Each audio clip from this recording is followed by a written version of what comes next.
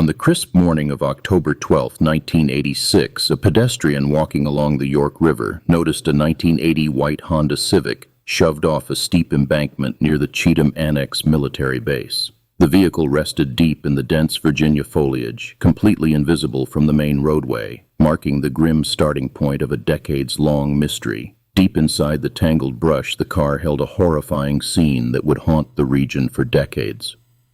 Responding officers discovered the bodies of 27-year-old Kathleen Thomas, a United States Naval Academy graduate, and 21-year-old Rebecca Dowski, a senior at the College of William and Mary, their promising lives abruptly and violently stolen. The discovery of the white Honda was only the beginning of a complex nightmare, as detectives quickly realized the crime scene had been meticulously staged to look like a terrible driving accident. There were no skid marks on the pavement, the vehicle was left in neutral, and the ignition was completely turned off before the car went over the edge. The physical evidence hidden inside the vehicle revealed a truth far darker than a simple crash off the edge of the road. Autopsies confirmed both women had been strangled with rope and had their throats cut, suffering brutal and fatal lacerations, along with defensive wounds that proved they fought fiercely before the car was ever pushed down the hill. The killer had also poured highly flammable diesel fuel throughout the inside of the hatchback, desperately trying to burn the forensic evidence and the bodies to ash.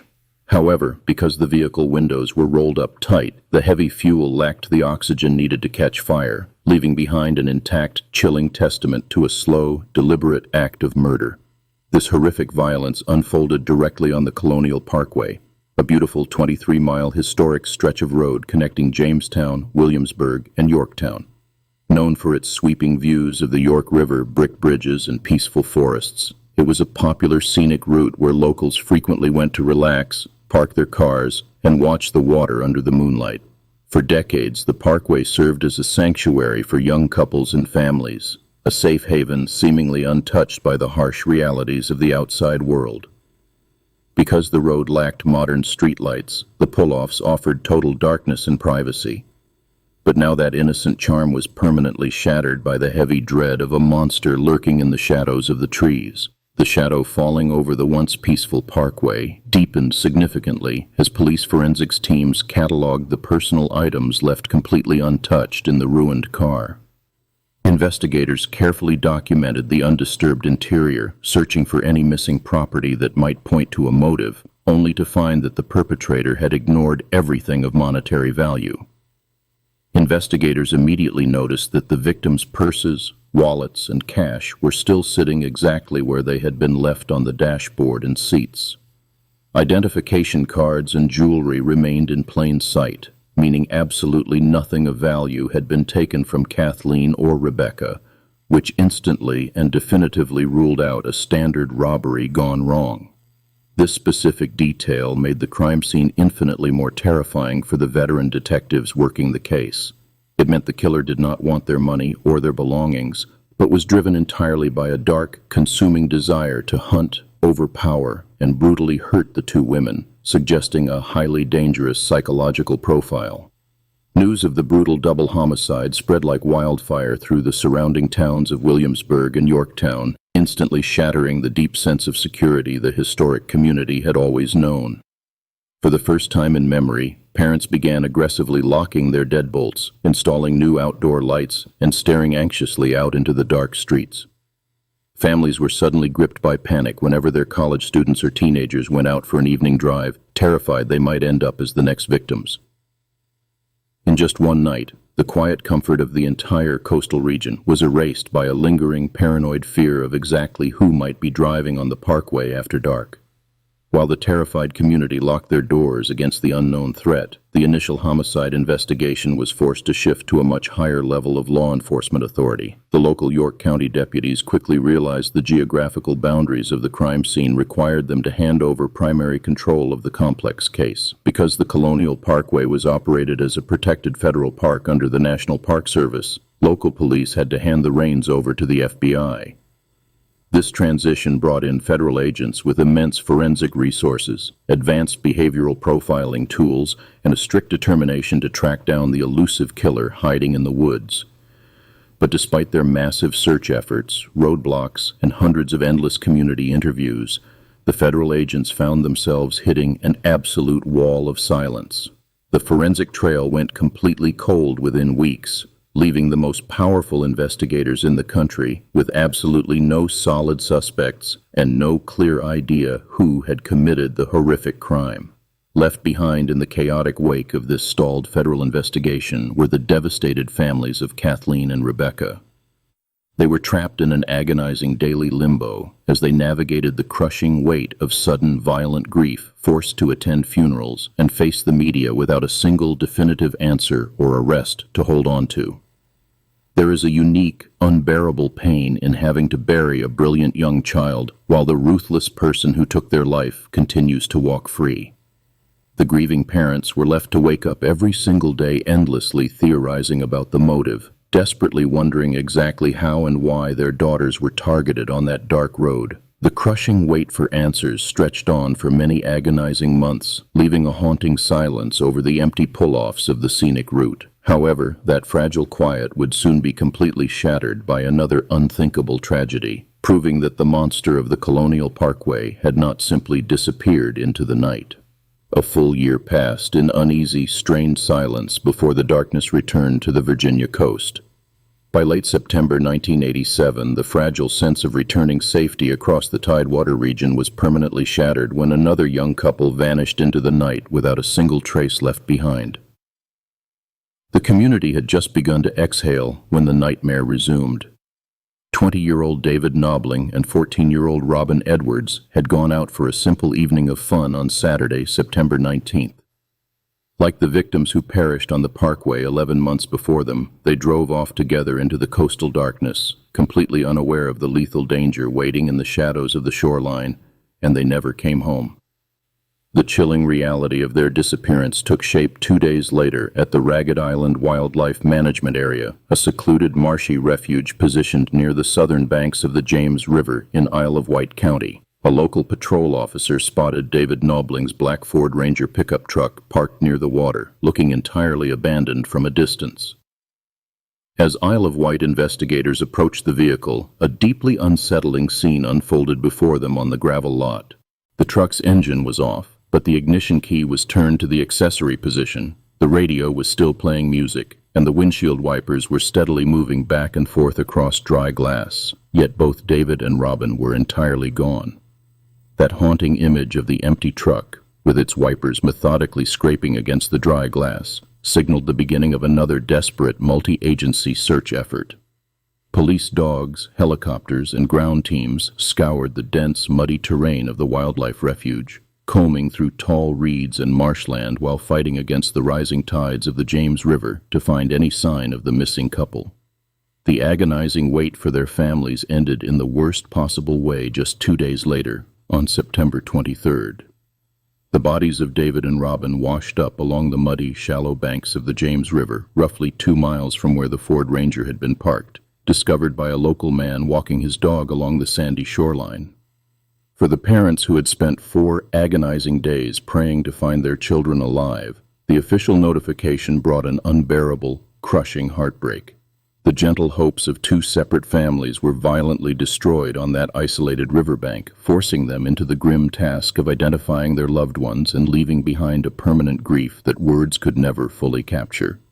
As medical examiners and forensics teams examined the grim scene, they found themselves completely confused by the physical evidence. The brutal reality was that David and Robin had both been shot to death with a .38 caliber firearm, a stark, undeniable contrast to the first murdered couple on the Parkway, who had suffered terrible cuts and strangulation. This drastic difference in the choice of weapons led the local police down a dangerous path of assumption regarding the killer's modus operandi. Because the specific method of murder was so mechanically different, detectives in Isle of Wight County strongly believed they were looking at a completely unrelated, isolated crime, rather than the work of a returning serial offender. The rigid assumption that a different weapon automatically meant a different killer would soon prove to be a devastating miscalculation for Virginia law enforcement. Criminal profilers now understand that predators can easily change their tools based on convenience or control, but in 1987, this narrow interpretation of the evidence severely fractured the overall investigative response. A massive failure to connect the dots was quietly unfolding behind the scenes of the expanding investigation. Because different agencies, including the National Park Service, the Virginia State Police, and local county sheriffs, were working on the two separate cases, they kept their jurisdictional files closed and did not systematically share their crucial forensic clues with one another. This tragic lack of interagency teamwork created an investigative blind spot that covered the entire Tidewater region. By not talking to each other or pooling their resources into a centralized task force, law enforcement bureaus inadvertently gave a calculating serial killer the exact bureaucratic space and unmonitored time he needed to remain completely free and eventually hunt again. Imagine being a teenager in that tight-knit coastal community as the terrifying truth of a second double homicide began to spread through the local high schools. The quiet, secluded spots along the York and James rivers where kids used to park their cars, talk for hours, and watch the stars suddenly transformed into terrifying empty spaces to be strictly avoided. The local lovers' lanes and scenic overlooks, once filled with laughter and young romance, became absolute ghost towns overnight. A deep, paralyzing fear changed the rhythm of everyday life across the peninsula, prompting strict new curfews from panicked parents and making people terrified of the very historic roads and parkways they had driven their entire lives. The eerie emptiness of those abandoned hangout spots served as a constant, silent reminder throughout the winter months that an unidentified predator was still out there watching the highways. As 1987 bled into 1988, the residents of southeastern Virginia could only wait in dread, wondering when and where the phantom killer might decide to strike next. The terror struck a third time on April 9, 1988, tearing away yet another layer of the community's shattered innocence. 20-year-old Richard Call and 18-year-old Cassandra Haley were two bright young college students attending Christopher Newport College in Newport News, who decided to spend a casual weekend evening together at a local party. It was their very first date, a milestone that should have been filled with nervous excitement and endless possibility as they left the college party after midnight. Instead, their innocent night out ended in a sudden, complete disappearance that left their respective families frantic for answers when neither student returned to their dorm rooms the following morning. The terrifying pattern repeated itself the very next day when a National Park Service ranger noticed Richard's red Toyota Celica sitting alone at a scenic overlook right on the Colonial Parkway near the York River. The vehicle was completely empty, but the specific clues left behind inside, including Richard's wallet and Cassandra's purse resting on the seats, painted a deeply disturbing picture of their final known moments. The discovery of Richard Call's red 1982 Toyota Celica, parked at the York River overlook, sent an immediate chill through the responding National Park Service rangers. A step-by-step search of the vehicle revealed a terrifying scene, as all of Richard and Cassandra Haley's clothing was found neatly folded in the back seat, along with their wallets, identification cards, and car keys. The doors were locked from the outside, but the 20-year-old Christopher Newport College student and his 18-year-old date were completely gone, leaving behind only their most personal items and a heavy, suffocating silence along the riverbank. That abandoned red Toyota at the scenic overlook was not just another isolated crime scene, but a glaring, undeniable signal that the nightmare haunting the historic Triangle region had returned with a vengeance. Investigators staring at the undisturbed gravel surrounding the car realized they were looking at the precise signature of an apex predator who knew exactly how to extract two healthy adults from a vehicle without leaving a single sign of a struggle. The most terrifying part of this new discovery on April 10, 1988, was the absolute emptiness that followed the initial police response. Richard and Cassandra did not just go missing into the dense Virginia woodlands, they seemingly vanished into thin air without leaving a single forensic trace, a drop of blood, or a set of footprints behind. Extensive search operations using tracking dogs and helicopters scoured the York River shoreline, but turned up absolutely nothing. For the families waiting desperately by the phone in Gloucester and Grafton, the total lack of answers became a special kind of psychological torture. Days of intense searching turned into weeks of agonizing silence, and the crushing realization slowly set in that the bright futures of these two young college students had been permanently erased in the dark, leaving only an endless, unresolved grief that would haunt their parents for decades to come. With 6 young people now dead or missing across 3 separate, highly calculated incidents, a dark and terrifying pattern finally emerged from the shadows of the region's historic roadways. The Virginia State Police and local jurisdictions could no longer view these as isolated tragedies, drug deals gone wrong, or strings of random bad luck striking the quiet, wooded stretches of the peninsula. The mathematical probability of 3 identical double disappearances happening by chance was 0. The grim reality of the situation settled over the coastal region like a thick fog, fundamentally changing the way every resident looked at the dark stretches of highway connecting Williamsburg to Yorktown. Law enforcement leadership was finally forced to admit the horrifying truth out loud in press conferences, stating clearly that they were now hunting a highly organized serial killer who was systematically stalking the local lovers' lanes and scenic overlooks. Acknowledging this terrifying pattern forced investigators across multiple agencies to completely rethink their entire investigative approach, pivoting from localized homicide protocols to looking for the hidden, behavioral threads connecting the scattered crime scenes. Detectives had to zoom out from the individual county maps and examine the broader geography of the Virginia Peninsula, searching for the logistical routes and escape paths that allowed the killer to strike and vanish so efficiently. Detectives began to formally group the unsolved homicides together in a single dark file that spanned multiple jurisdictions. They mapped out the chilling similarities connecting each tragedy, noting that every single case involved young couples targeted in their vehicles late at night, parked in quiet, secluded spots near federal lands, with absolutely no signs of robbery, as cash and valuables were always left completely untouched inside the cars. This coordinated, multi-agency effort to officially link the crimes marked a major turning point in the complex investigation. It was precisely at this moment that the grim title of the Colonial Parkway murders was born in the local press and police files, forever tying the victims together under one infamous and unresolved mystery that would consume the careers of dozens of seasoned detectives and federal agents over the next 30 years.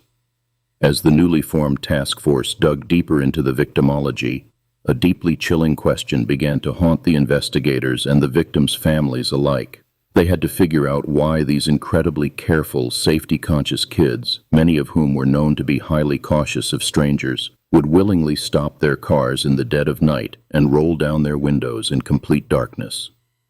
The answer they found hidden in the crime scene geometry was enough to shake the entire Virginia Peninsula community to its core.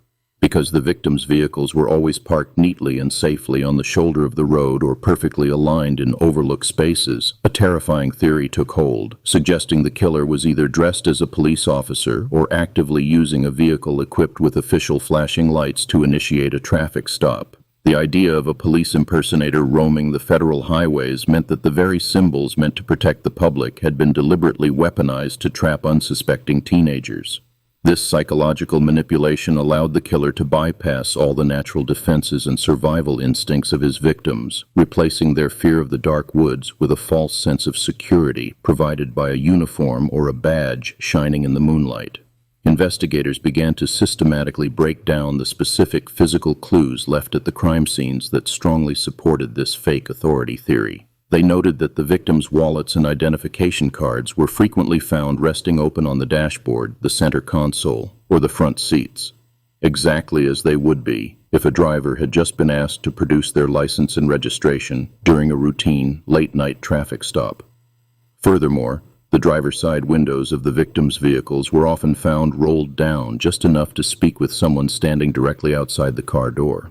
These simple mechanical steps preserved at the crime scenes showed exactly how the killer psychologically manipulated his victims, tricking them into feeling safe and compliant right up until the exact moment he drew a weapon and struck with overwhelming lethal force.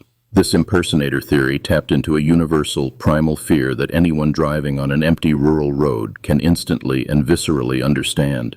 Imagine the sudden, blinding flash of red and blue lights appearing in your rearview mirror on a pitch-black stretch of highway, miles away from the nearest town, street lamp, or open business, leaving you completely isolated with whoever is stepping out of the cruiser behind you.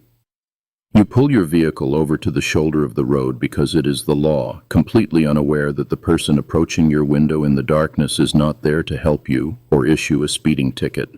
It is a helpless, paralyzing realization that doing exactly what you are told by a trusted figure of authority might actually be handing your life over to a sadistic monster. That profound terror of trusting the wrong person instantly poisoned the tight-knit community, making every late-night drive home from a movie or a date a grueling test of nerve and suspicion. Parents began instructing their teenage children to never pull over for unmarked cars on the parkway, and local police departments had to issue public statements assuring terrified drivers that real officers would allow them to drive to a well-lit area before stopping. While the public was effectively paralyzed by this growing, highway-based fear, a completely different kind of disaster was unfolding behind the scenes of the massive investigation. Because the murders occurred on a mix of state, local, and federal lands, the FBI, the Virginia State Police, and various local county departments began arguing fiercely over jurisdiction, creating a bitter turf war that made the search for the killer incredibly slow, messy, and tragically disorganized. Behind the scenes of the investigation, a different kind of battle was destroying any hope for quick answers. The FBI and local police departments began arguing bitterly over who was actually in charge of the growing case. This turf war meant that crucial information was not being shared, and detectives were tripping over each other instead of working together. The bitter fighting made the investigation painfully slow and incredibly messy, leaving massive gaps in the hunt for the killer. Every day wasted on these arguments was another day of unimaginable agony for the families left behind. While investigators argued in closed conference rooms over who had the authority to process a piece of evidence, parents were sitting at home, crying over empty bedrooms. The tragedy of this lost time was heavy and suffocating. The deep frustration of knowing the investigation was stalled broke the hearts of those desperate for the truth. But the darkest part of this delay was the chilling reality that the killer was watching, waiting, and getting ready to strike again. The monster slipping through the cracks of a broken system was entirely free to choose his next targets. The precious time lost to police rivalries ultimately paved the way for the nightmare to continue. In September 1989, the devastating reality of those missed opportunities finally shattered the quiet of Virginia once more. Daniel Lauer and his brother's girlfriend, Anna Marie Phelps, packed up a car to drive to a new home in Virginia Beach. They were young, hopeful, and simply trying to move their lives forward on a familiar stretch of highway. But like the others who had vanished into the shadows of the parkway, Daniel and Anna Marie never made it to their destination. Their sudden disappearance marked the final known strike in the terrifying window between 1986 and 1989. The pattern had returned, pulling another innocent couple into a terrifying void without a single witness to explain how it happened. The clues left behind only deepened the overwhelming sense of dread. Daniel's car was found abandoned at a rest stop along Interstate 64, but the scene immediately felt wrong to anyone who looked closely. The vehicle was parked facing the wrong direction, sitting awkwardly on the exit ramp instead of safely in a designated spot. This small, strange detail made absolutely no sense for two people just passing through on a routine drive. It suggested a sudden panic, a forced stop, or a frantic attempt to escape someone blocking their path. The unnatural position of the car became a haunting symbol of the terror they must have felt in their final moments. The vehicle sitting backward on the off-ramp was a quiet, chilling testament that something had gone horribly wrong. What followed were long, agonizing weeks of desperate searching that pushed the families to the brink of collapse. Loved ones organized search parties, walking shoulder to shoulder through the dense, tangled woods, praying for a miracle with every step. They handed out flyers and begged anyone with information to come forward, refusing to give up hope that Daniel and Anna Marie might still be found alive. The silence of those passing days was a heavy, crushing weight on everyone who loved them. It was the agonizing torture of sitting by the telephone, jumping at every ring, only to face the devastating reality of news that never comes. The waiting tore families apart, leaving them trapped in a waking nightmare of unanswered questions. The desperate search finally ended not with a rescue, but with a horrifying discovery deep in the woods. Hunters walking through a remote, heavily wooded area near a logging road stumbled upon something unnatural hidden in the brush. Beneath an electric blanket taken from Daniel's car, they found the remains of the missing couple. The arrival of the police was a grim, methodical process of confirming the tragedy the families had feared most. Investigators taped off the desolate patch of woods, carefully stepping through the dead leaves to document the horrific scene. The sad truth was undeniable, and the fragile hope that had kept the families going for weeks was instantly destroyed. The quiet, isolated logging road where the hunters found them became yet another dark monument to the killer's cruelty. As the medical examiners studied the remains, a shocking detail emerged that threw the entire investigation into chaos. Daniel and Anna Marie had been brutally stabbed, meaning the killer had completely changed his weapon and his method of murder yet again. From strangulation to firearms, and now to knives, the violence was constantly shifting, defying every standard psychological profile the police tried to build. This constant changing of methods made it incredibly hard for detectives to predict what the murderer might do next, or even confirm they were looking for just one person. The killer was adapting, evolving his dark craft, and leaving behind entirely different types of crime scenes. To the terrified public and the frustrated police, he seemed less like a man and more like an unstoppable ghost haunting the highways. The discovery of the fourth couple brought the dark math of the tragedy into sharp, horrifying focus. Between 1986 and 1989, 8 young victims had been claimed by the shadows of the region. 4 couples, all in the prime of their lives, were now dead or missing, leaving behind a trail of shattered families and broken communities. The Virginia murders were no longer just a string of isolated tragedies. They were a full-blown crisis that demanded national attention. The realization that a serial killer was operating with absolute impunity turned the scenic routes of the state into roads of terror. The death toll was a stark, undeniable proof that the monster was winning, and the authorities were running out of time to stop him. 8 young lives were now permanently erased from the Virginia Peninsula, leaving a terrifying void that demanded immediate answers from local authorities. 4 couples had vanished over a span of just 3 years, their brutalized vehicles scattered across jurisdictions from the Colonial Parkway to Interstate 64, leaving behind a profound sense of regional devastation. By the fall of 1989, that demand for answers exploded into a relentless media storm that gripped the entire state of Virginia. Every evening news broadcast and every morning newspaper front page carried the exact same terrifying message, transforming a series of isolated local tragedies into a massive, heavily scrutinized national true crime phenomenon.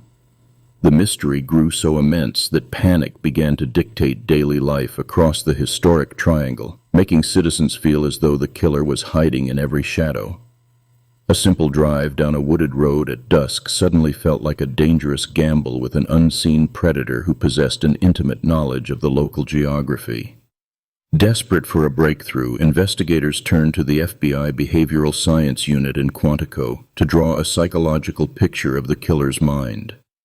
They needed to understand the invisible man who could commit such brutal acts, manipulate his victims into submission, and vanish into the dense Virginia foliage without leaving a single useful trace behind. The profile they built described a white male in his 20s or 30s who knew the deep woods intimately and thrived on a twisted sense of absolute power. Experts suggested he might even hold an authoritative job that naturally made people trust him, allowing him to approach isolated vehicles in the dark without causing immediate alarm. Armed with this chilling psychological sketch, detectives from the Virginia State Police and the National Park Service began to look at the local population through a dark and suspicious new lens. The task force shifted its focus inward, reviewing personnel files and scrutinizing the very community members who lived and worked along the scenic historical routes. This profile connected the unimaginable horror directly to everyday life, sparking a new kind of terror across the quiet neighborhoods of Williamsburg, Yorktown, and Gloucester. The most frightening thought was not that a transient monster was lurking in the woods, but that the brutal serial killer looked exactly like a normal, everyday citizen attending local community events. He could easily be the friendly neighbor waving from his driveway, a local private security guard, or a uniformed park worker maintaining the scenic historical trails. This realization brought a profound chill to the community, shattering any remaining sense of trust and leaving residents wondering which respected professional might actually be hiding a deadly violent secret. Driven by this widespread fear, the public flooded law enforcement phone lines in a massive, unprecedented effort to catch the culprit before another couple disappeared. The police received thousands upon thousands of calls at their central command, each offering a new tip, a strange observation of a suspicious van, or a familiar name that seemed slightly off. Yet despite the overwhelming volume of information pouring into the tip lines, none of these leads guided investigators to the true killer. Detectives faced the grueling, deeply frustrating process of chasing down endless dead ends, interviewing concerned citizens day after day, only to find themselves right back where they started with no concrete physical evidence to pursue. The mountain of useless tips only deepened the exhaustion of a police force that was already stretched to its absolute limit by the sprawling, multi-jurisdictional nightmare. Interagency friction began to build as state troopers, local deputies, and federal agents struggled to manage the overwhelming influx of unverified sightings and paranoid accusations flooding their respective dispatch centers. During this frantic search, investigators heavily scrutinized a revolving door of potential suspects who seemed to fit the FBI behavioral profile perfectly. They brought in local tough guys with violent histories, questioned transient drifters, and even interrogated actual law enforcement officers and park rangers who actively patrolled the very roads where the victims originally vanished. But they could never find the concrete proof needed to make a single arrest stick, letting every promising suspect slip right back into the community. Because the outdoor crime scenes had been heavily degraded by weather and early investigative missteps, the lack of definitive DNA or fingerprint evidence proved that the real murderer possessed an uncanny ability to hide perfectly among the innocent. As the months dragged on without an arrest, the crushing grief of the victims' families slowly transformed into a deep, burning anger directed at the stalled investigation. They felt entirely left behind by a fragmented justice system that seemed utterly incapable of solving the complex, multi-agency puzzle that ultimately stole their children from the Virginia Peninsula. Through endless tears, these shattered parents and siblings fought fiercely to keep the memories of their loved ones alive in the public eye. They demanded better answers from the authorities, organized their own independent searches of the surrounding woodlands, and refused to let the police simply file their children away in a dusty cabinet as an unsolved mystery. Their relentless outrage became the only force keeping the fading investigation from completely collapsing under its own weight as the media attention naturally began to wane. The families held press conferences, distributed their own reward flyers, and constantly pressured local politicians to ensure the task force remained funded and focused on finding the elusive serial killer. Then, just as the 1990s began, the brutal string of murders along the dark Virginia roadways suddenly and inexplicably stopped without any clear resolution. The police remained on high alert, bracing themselves every single weekend for another tragic discovery in the woods. But that dreaded dispatch call regarding an abandoned vehicle and missing passengers never came. The timeline of the case shifted dramatically, moving from a state of active daily panic into a cold, painfully quiet wait for a break in the evidence.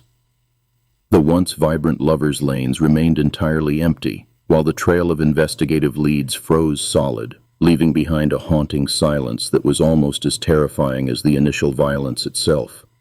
The sudden silence that fell over the Tidewater, Virginia region in the early 1990s brought a heavy, suffocating dread rather than relief. Following the final disappearance of Anna Maria Phelps and Daniel Lauer in the fall of 1989, the killings had abruptly stopped, but the dark questions only multiplied in the minds of the terrified community. Why did this meticulous monster suddenly walk away from his brutal, established hunting ground along the coastal highways? People lay awake at night wondering if the killer had died, or if he was simply locked in a maximum security prison cell for a completely different, unrelated crime. There was a lingering, sickening fear that he had just packed his bags, moved to a new jurisdiction in the Pacific Northwest or the Deep South, and started hunting all over again. The profound unease of knowing a lethal predator simply vanished into the normal world left a permanent psychological scar on the surviving residents.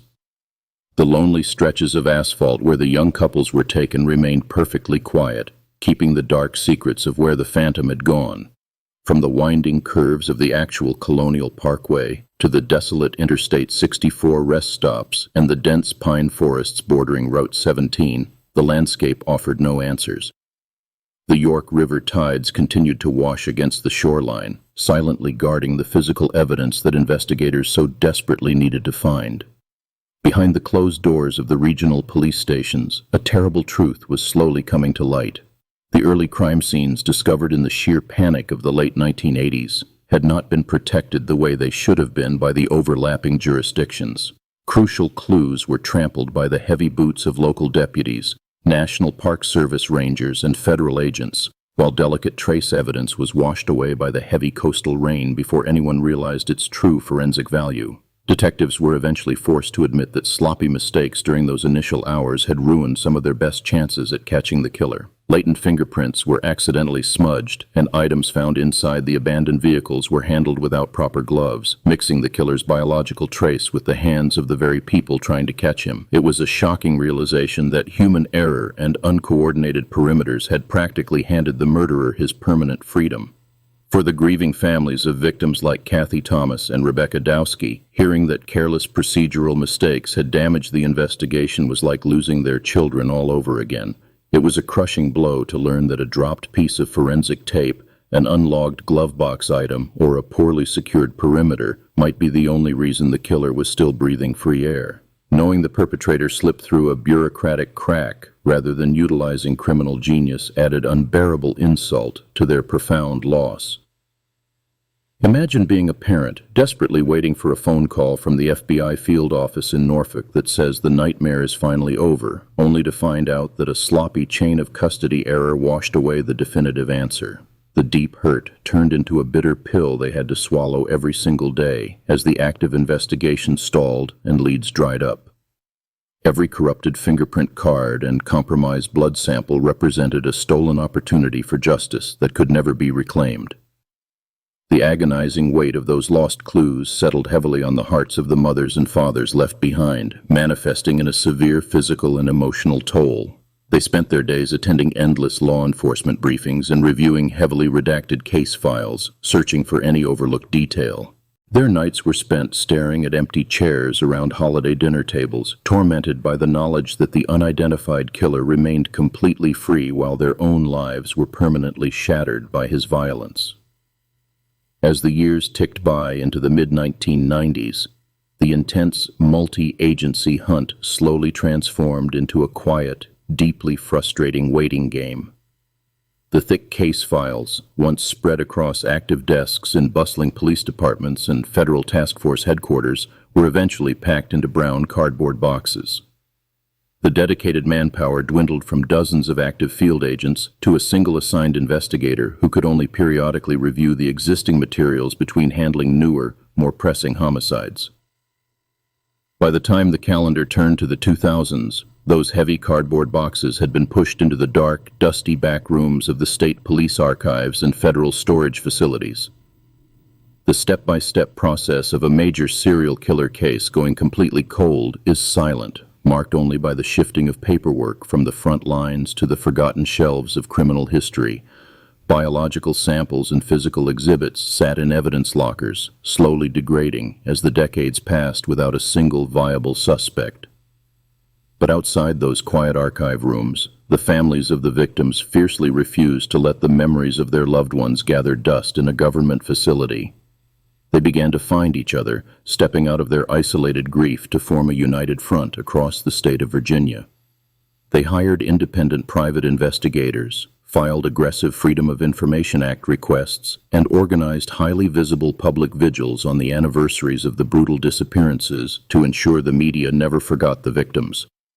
Meeting in living rooms and local community halls, they shared their personal files, their tears, and their deep, righteous anger at the stalled progress. Families from Gloucester County sat down with families from Yorktown, cross-referencing timelines and building their own murder boards when the official investigation seemed paralyzed. It was a powerful display of the human spirit, proving that even in the darkest and most desperate times, ordinary people will stand together to fight tirelessly for the ultimate truth. This united network of grieving parents and siblings became the loudest, most persistent voice demanding that the forgotten boxes be opened once again. They actively lobbied state senators, pushed the Department of Justice for more funding, and demanded that the FBI Behavioral Science Unit at Quantico review the geographical profiling data. Their coordinated advocacy ensured that the horrific crimes committed along the coastal highways remained a priority for a new generation of cold case detectives assigned to the region.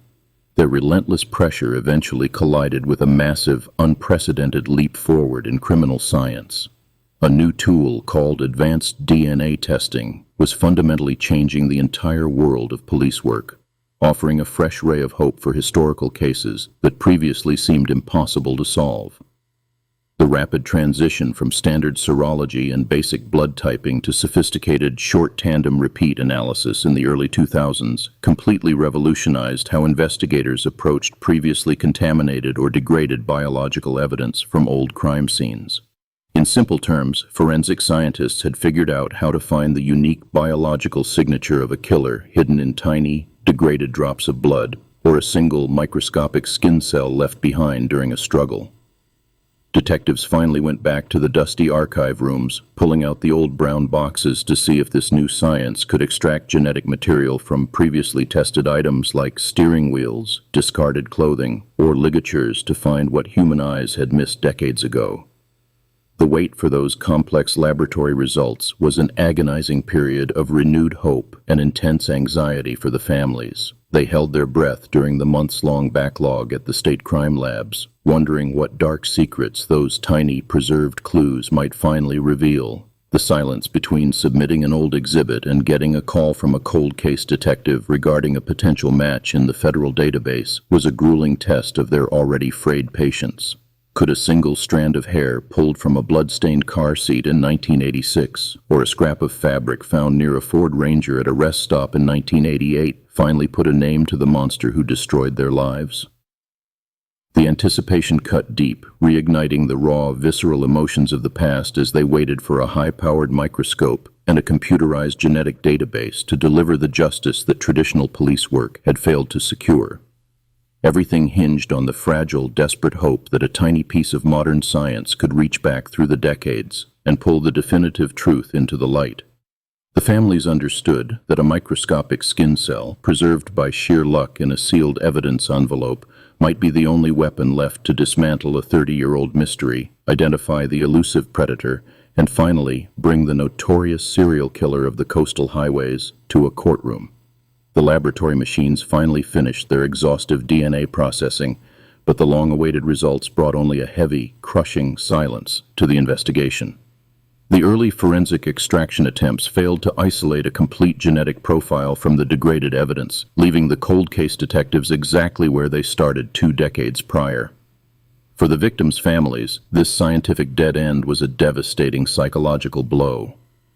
They had allowed themselves to hope that modern technological advancements and national databases would finally unlock the mystery of the Colonial Parkway, only to have that specific avenue of resolution snatched away by the reality of compromised biological samples. Then, in the year 2009, a completely different kind of shock hit the already fractured investigation.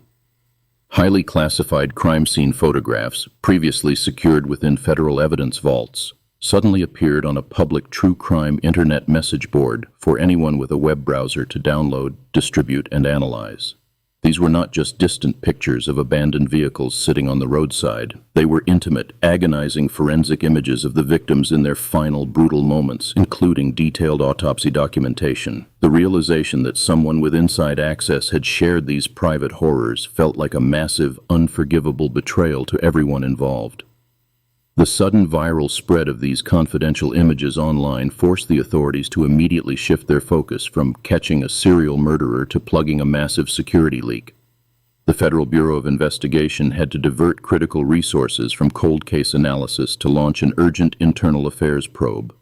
The digital trail of the leaked crime scene photos led directly back to the federal government itself. A family member of a retired FBI agent had found the graphic pictures stored in unsecure personal files at a private residence and carelessly decided to post 78 sensitive images on a public forum. This catastrophic breach meant the FBI now had to turn its investigative power inward, questioning its own retired personnel to understand how such highly sensitive evidence was left unguarded in a civilian home. It was a humiliating institutional mess that severely damaged the fragile trust between the agency and the grieving families. For the parents and siblings of the 8 victims, the unauthorized leak was an unimaginable, waking nightmare. They were suddenly forced to look at the absolute worst moments of their loved ones' lives, displayed publicly on computer screens across the country without any prior warning or psychological preparation. The profound, paralyzing pain of losing a child was dragged right back to the surface of their daily lives. It was as if the brutal murders had happened all over again, tearing open old emotional wounds that had barely begun to heal over the intervening 20 years of agonizing silence. Driven by this fresh agony and a complete irreversible loss of faith in the official federal process, the parents decided they could no longer sit and wait for the government to bring them answers. The bureaucratic failures pushed the victims' relatives to organize and take unprecedented independent action. Furious at the FBI and desperate for tangible progress, the families gathered their own financial resources to hire independent private investigators. They needed seasoned professionals who answered only to them, specifically seeking out retired homicide detectives who would look at the dusty, heavily redacted case files with fresh, unbiased eyes. This marked a critical turning point where regular citizens, bound together by shared tragedy and institutional betrayal, took the pursuit of justice into their own hands. The newly hired private detectives began to retrace every historical step, interviewing old park rangers and searching for any overlooked detail the original police might have missed. As the new independent investigators dug into the 20-year-old timelines, a terrifying reality settled over the families and the local community. The person who committed these highly organized, brutal acts was likely still out there, walking freely among the public and operating entirely under the radar of local law enforcement.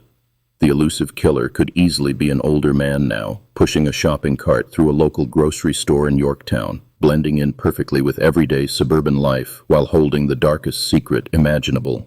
The profound mystery was no longer just about the past. It was a living, breathing threat. Knowing that an unapprehended serial murderer was likely living a quiet, seemingly normal life somewhere near the Virginia Peninsula added a deep, suffocating layer of dread to the ongoing search for the truth. Every routine interaction in the community now carried the microscopic weight of suspicion and lingering paranoia. This remains the most unsettling part of the entire decades-long investigation, the psychological realization that true evil rarely looks like an obvious monster from a horror movie. It often looks like a friendly neighbor, a quiet corporate coworker, or a helpful stranger offering roadside assistance on a dark, isolated highway. It sends a profound chill down the spine to realize that highly dangerous people can hide perfectly within a normal neighborhood, mowing their lawns and waving to the mail carrier, completely masking the unspeakable horrors they left behind in the dense woods along the James River and the York River. To understand how someone could commit these distinct crimes and vanish seamlessly into normal society, the private detectives returned to one of the oldest and strongest behavioral theories. They looked at the forensic files for all 8 victims and saw the exact same pattern of strict vehicle compliance, suggesting the killer used the authority of a fake police badge to pull these couples over in the dark. The private detectives hired by the desperate families found themselves returning to one chilling idea, the theory of a fake police officer. When they looked closely at all 8 victims, they saw the exact same pattern of sudden, quiet obedience. These were smart, careful young people who would never just roll down their windows or pull over in the dark for a stranger. The simple logic was impossible to ignore, because only a badge and a uniform could command that kind of instant trust on a lonely road. Looking back at that terrifying pattern of false authority, investigators realized the implications stretched far beyond those initial crime scenes. By reviewing the old case files from the late 1980s, they found that the killer had operated with a terrifying level of comfort, moving through multiple jurisdictions without ever raising suspicion. This meant the person responsible likely understood police procedures perfectly, knowing exactly how to handle a traffic stop without drawing attention from actual patrols driving the exact same routes. This realization forces us to look into the deeply disturbing mind of the person who committed these crimes. He did not merely want to end the lives of these young people. He had a deep, twisted need to control them first. The true horror lies in those final moments when the victims realize the person they trusted to protect them was actually a monster. It remains an unsettling mystery why someone would crave that kind of dark, absolute power over innocent kids who were just starting their lives. He used their own respect for the law as a weapon against them, turning their good nature into a fatal trap. This psychological need to dominate and deceive makes the unseen killer far more terrifying than a random attacker hiding in the shadows. Today, the Colonial Parkway remains a stunning stretch of road, winding peacefully through the historic Virginia landscape. Families still drive along the scenic route, rolling down their windows to feel the breeze and stopping at the overlooks to take beautiful photographs of the river. The sun still sets over the water, casting a golden light through the ancient trees, making it look like a perfect postcard. But beneath that beautiful surface lies a heavy, silent sadness that never goes away. For the families of the victims, this road is not a scenic drive, but a sprawling, 23-mile graveyard where their loved ones spent their final, terrifying moments. The contrast between the bright, sunny tourism of the day and the dark, bloody history of the night makes the landscape feel deeply haunted. That haunting contrast between natural beauty and unspeakable tragedy forces investigators to constantly re-examine every inch of the route for missed clues. The murders fundamentally change the history and the feeling of the entire region. The Colonial Parkway was built to connect Jamestown, Williamsburg, and Yorktown, serving as a proud monument to the birth of American history and freedom. Now, instead of just being known for its historical monuments, the area carries the dark fame of an unsolved serial killer. It is a profound realization that a single source of darkness can permanently stain a place meant to celebrate light and progress. Tour guides and local historians still tell the stories of the founding fathers, but the whispers of the vanished couples always linger just beneath the surface of the town's memory. The historic triangle of Virginia is forever locked in a tragic shadow, proving that violence can rewrite the legacy of even the most sacred grounds. Perhaps the most heartbreaking tragedy of this long, dark road is what has happened to the families left behind. As the years turned into decades, many of the parents who fought so fiercely for answers grew old, their health fading under the heavy weight of grief. They spent their entire lives waiting for a phone call that never came, hoping against hope to finally learn who took their children away. It is a gentle yet crushing reality that many of these mothers and fathers have now passed away, leaving this world without ever knowing the truth. They took their broken hearts to the grave, their final days clouded by the same agonizing mystery that shattered their lives back in the 1980s. The torch of the investigation has been passed to brothers, sisters, and even nieces and nephews who refuse to let the memory of the victims fade. Carrying the heavy burden left by those who died waiting, a new generation of family members now pushes the authorities harder than ever for a breakthrough. Today, the Colonial Parkway murders remain one of the most frustrating and baffling unsolved homicides in the history of the FBI. The massive files, filled with thousands of pages of old tips, crime scene photos, and suspect interviews, are still officially open and active. Detectives still review the evidence, looking for any tiny detail that might have been overlooked during the chaotic early days of the investigation. Despite all the modern technology and renewed public interest, no new arrests have been made, leaving the entire legal process frozen in time. The agents who originally worked the case have long since retired, passing the massive boxes of files to younger investigators who were barely born when the crimes occurred. The system is stuck in a painful waiting game, holding on to the evidence and praying for a single, solid break that can finally restart the wheels of justice. But there is a new, powerful light shining into this decades-old darkness, found in the science of family tree DNA. Investigators are now using the exact same genetic websites that regular people use to find their distant relatives, hoping to trace the killer's bloodline. This incredible tool means that even if the killer has never been arrested or put into a police database, his own family members might accidentally point the way to him. The suspense of this scientific waiting game is intense as scientists carefully extract old, degraded DNA from the crime scenes and run it through vast computer networks. They are looking for a third or fourth cousin, someone who shares just enough genetic code to build a family tree that leads straight down to the suspect. It is a thrilling and nerve-wracking process, knowing that the answer to a 30-year mystery might be hiding in a stranger's ancestry chart right now. As those DNA sequences are mapped out in sterile, bright laboratories, the dark woods of the Parkway silently wait for the truth to finally be dragged into the light. Detectives know that just one tiny microscopic match in that massive computer system could break the entire case wide open. That single connection would allow them to follow the family branches step by step, eliminating relatives, until only one logical person remains. It is a simple, methodical process of elimination that could suddenly lead a team of federal agents right to the front door of the monster who has been hiding in plain sight for decades. Detectives know that just one microscopic drop of blood or a single stray hair is all it takes to break the case wide open. They carefully feed these old, forgotten pieces of evidence into modern computer systems, watching the screen and hoping for a name to finally appear. This step-by-step process relies on finding a shared family tie, a distant cousin who took a popular genetic test which could draw a direct map to the killer. It is a quiet, steady kind of hope, built on the reality that a single tiny match in a vast database could lead investigators right to a monster's front door. That lingering threat casts a long, terrifying shadow over every desolate stretch of highway. The crimes committed along the Colonial Parkway tapped into a primal, universal fear of the dark that lives inside all of us. We all know that sudden, creeping dread when the streetlights fade away and we find ourselves alone in the quiet woods at night.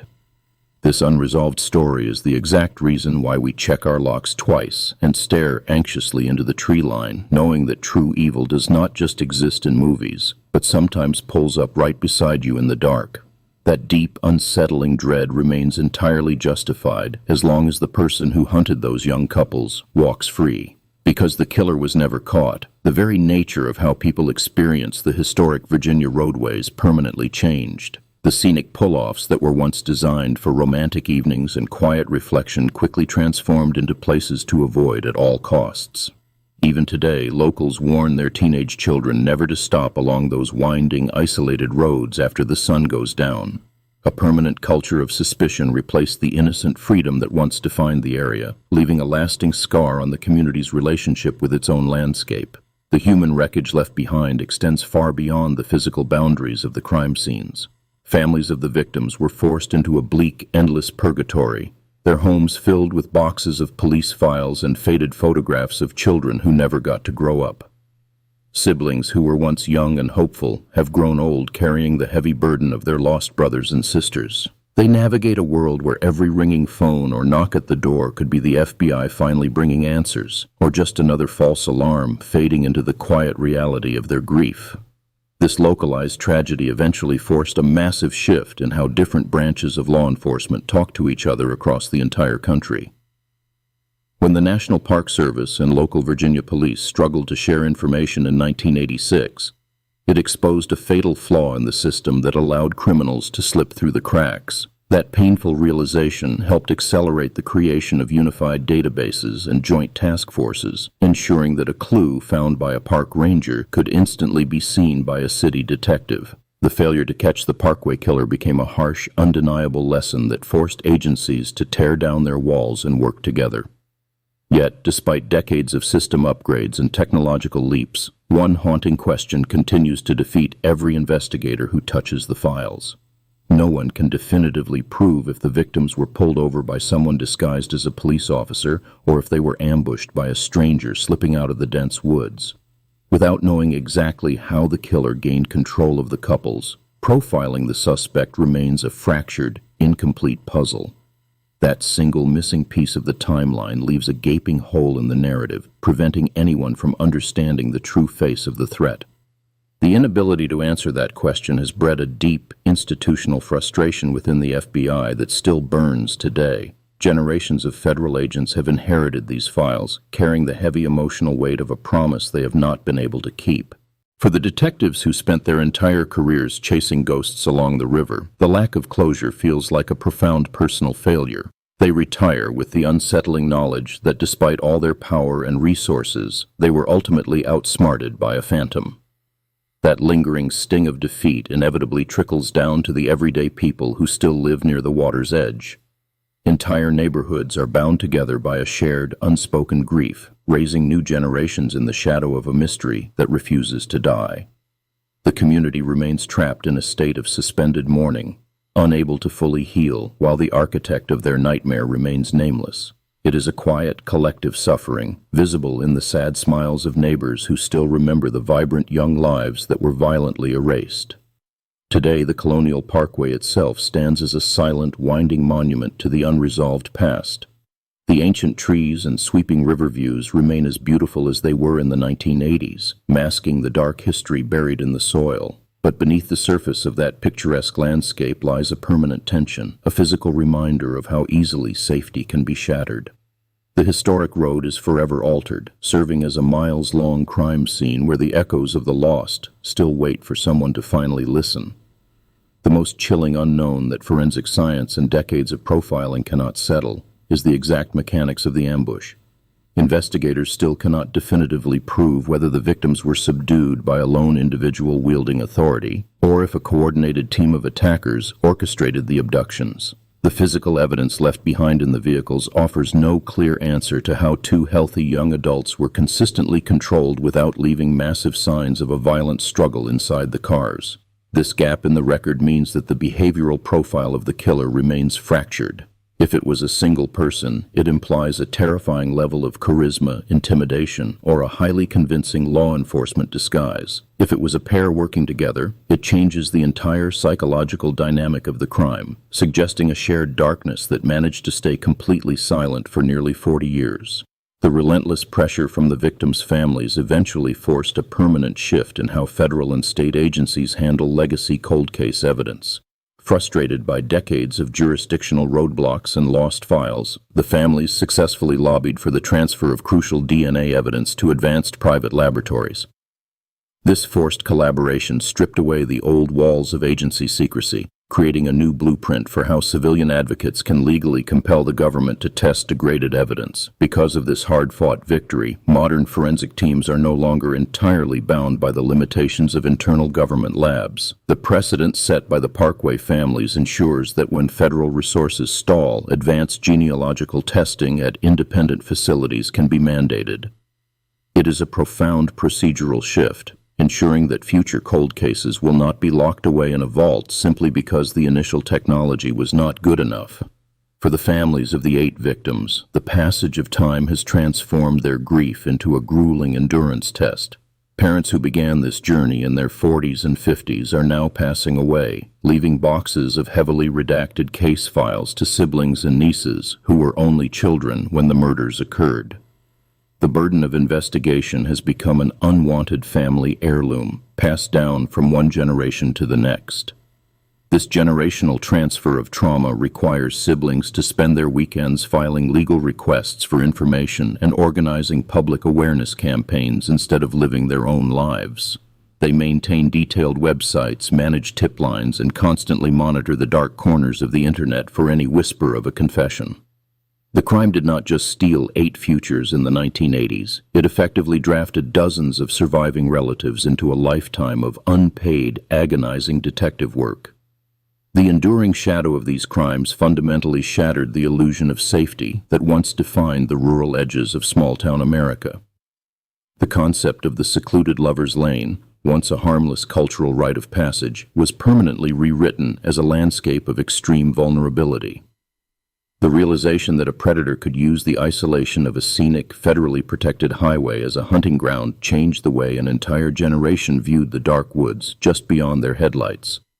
Today, the Colonial Parkway still winds quietly through the dense Virginia forests, its pavement shadowed by ancient trees. Along the dirt pull-offs where the cars were found, the river water still laps against the shore in the dark. It is a beautiful, desolate stretch of road, keeping the secrets of whoever walked out of those woods, turned off the engine, and vanished into the night.